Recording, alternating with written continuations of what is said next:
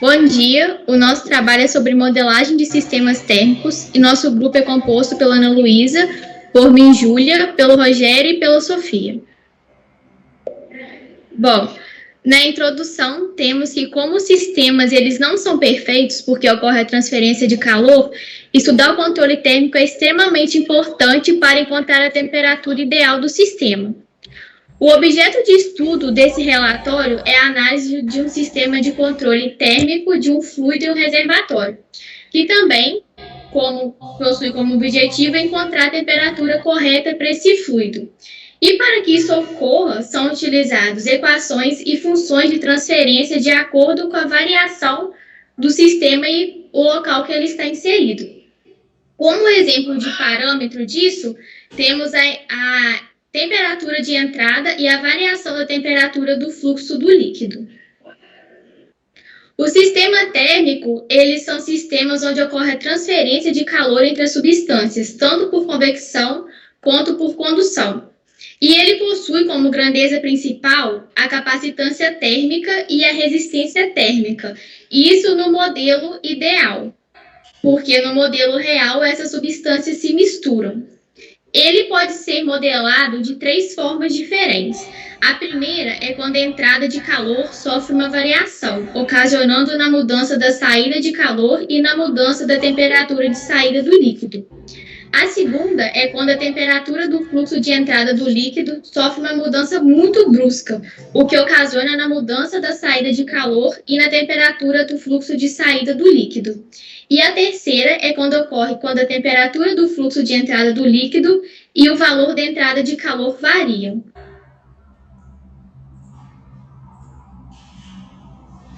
Agora eu vou falar um pouco sobre a resistência térmica e a capacitância. A resistência e a capacitância elas não podem ser representadas com precisão, porque elas ficam distribuídas nas substâncias. A resistência ela está relacionada com a transferência de calor. E para calcular a transferência entre duas substâncias, a gente vai usar essa primeira fórmula apresentada aí no slide, que vai ser a divisão entre a variação na diferença de temperatura pela variação na taxa do fluxo de calor. E aí, para a gente calcular a resistência por transferência de calor por condução ou convecção, a gente vai usar essa segunda fórmula apresentada, que no final ela vai ser uma constante. Pode passar. Já a capacitância térmica, ela pode ser calculada através de 2 fórmulas. A primeira aí apresentada, que vai ser dividindo a variação no calor armazenado pela variação da temperatura. E a segunda, que a gente vai multiplicar a massa da substância considerada pelo calor específico da substância. Pode passar. A modelagem do nosso sistema térmico vai ser considerado dessa imagem aí. A gente tem um tanque, e em volta desse tanque tem um material isolante, que ele vai ser ideal, ele não vai reter, nem dissipar calor. E também a gente não considera a temperatura ambiente nesse sistema. Temos também um aquecedor, um misturador, que vamos considerar que ele vai misturar todo o líquido dentro do tanque de forma ideal, em todos os pontos desse tanque, o líquido vai ter a mesma temperatura. Temos uma válvula de entrada com um líquido com a temperatura de entrada e uma de saída. A temperatura nesse sistema vai ser considerada como θ. A equação diferencial desse sistema é dada por C, que é a capacitância, dθ dt, e que é igual à variação da taxa de calor, que é o H. Pode passar. Por definição, a gente tem que a taxa de calor da saída é a temperatura sobre a resistência. Substituindo na equação do slide anterior, a gente vai ter C dθ sobre dt é igual a HI menos θ sobre R. Se tirar o mínimo, a gente vai ter RC dθ sobre dt, e passando a temperatura para o primeiro lado da igualdade, mais θ é igual a R vezes HI. Pode passar. Aplicando a transformada de Laplace, a gente vai ter que a função de transferência do sistema vai ser a temperatura sobre a taxa de calor da entrada é igual a R sobre RCS mais 1. Agora eu vou falar um pouco sobre a modelagem do sistema térmico com o sistema considerando um distúrbio, porque na realidade prática, essa temperatura de entrada do líquido, do fluxo do líquido, ela pode agir como um distúrbio. E aí, nesse tipo de situação, para você encontrar a temperatura ideal, é necessária a inserção de um controlador automático. Pode passar, fazer um favor. Aí agora vou falar um pouco sobre o segundo caso, que é o aumento brusco da temperatura do líquido de entrada e a modelagem do sistema nesse tipo de caso. A representação dele está aí no slide, né, que é θi, que sofre uma variação de θi mais θ. E agora equacionando, por definição, a gente tem os valores aí na tela de HI e de H0. Substituindo na primeira equação de balanço de calor, que a Sofia demonstrou pouco atrás,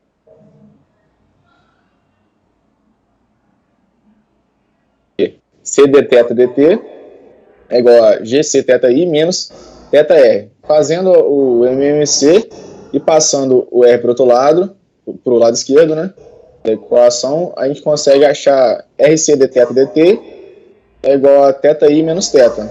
E aí a gente consegue achar a equação final, passando o θ, que é negativo, passando para o lado esquerdo positivo. A gente consegue achar uma equação de uma função de transferência aplicando a transformada de Laplace, que relaciona o fluxo do líquido, a temperatura de entrada do líquido, com a temperatura de saída. Isso considerando que a taxa de entrada de calor, que a Sofia falou o caso dela um pouco atrás, é constante, e o fluxo do líquido, né, a vazão também constante. Pode passar, fazendo um favor. Agora eu vou falar o último caso, né, que a gente não consegue aplicar Laplace, achar uma função de transferência para ele, mas ele é quando tem tanto ele junta os dois primeiros casos, né, tem tanto a variação da temperatura do líquido, do fluxo do líquido de entrada, quanto a variação da entrada de calor em si, que é representado nesse sistema de controle. O HI representa a entrada de calor no sistema e o θi de S representa a variação brusca da temperatura do fluxo do líquido de entrada. É representado no sistema, tem a função de transferência do G de S da malha, né? E a gente consegue apenas equacionar adicionando um RHI na última equação que a gente achou. Do lado direito a gente adiciona um RHI, mas não conseguimos fazer uma função de transferência equivalente para esse tipo de situação. Pode passar. Agora, falando um pouco das considerações finais, nesse artigo foi desenvolvida a modelagem de um sistema térmico com o intuito de ser encontrada a sua função de transferência. E nesse sistema foi considerado que ele possuísse um isolante ideal e que a temperatura não interferisse que a temperatura ambiente não interferisse na temperatura do líquido.